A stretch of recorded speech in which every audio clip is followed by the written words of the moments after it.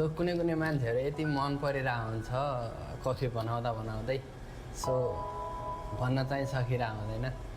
त्यसैको आधारमा एउटा म यो कविता जस्तो लेखेको छु होइन। कस्तो छ भने सुरु चाहिँ तिम्रो लागि कफी बनाउन मन छ है त। तिम्रो लागि कफी बनाउन मन छ, ब्ल्याक त होइन मिल्की तिमी जस्तै सिल्की।